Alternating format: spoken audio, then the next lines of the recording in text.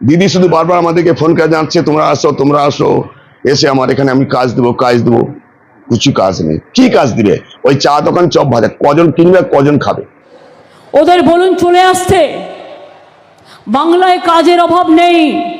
আমাদের যে গভর্নমেন্ট, বর্তমান যে স্টেট গভর্নমেন্ট আমাদেরকে বলছে যে পরিযায়ী শ্রমিক। আমার পরিযায়ী শ্রমিক কিসের জন্য হয়েছে? কারণটা কি? আমার ওয়েস্ট বেঙ্গলে কি আছে? না আছে একটা কলকারখানা, না আছে একটা চাকরি।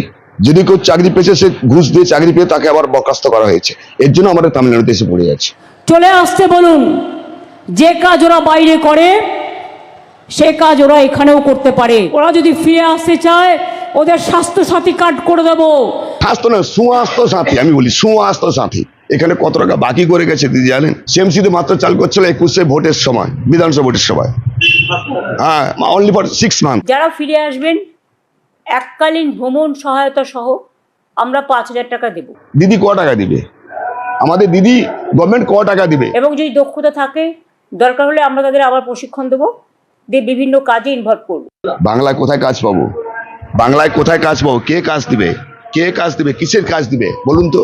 কিসের কাজ দিবে? মুখ্যমন্ত্রী পরিযায়ীদের রাজ্যে ফিরে আসতে বলেছিলেন, আবেদন করেছিলেন। সেই ডাকে কেমন সাড়া দিলেন পরিযায়ী শ্রমিকরা তা নিয়ে কেউ এখন আর ট্যাঁ ফোঁ করেন না।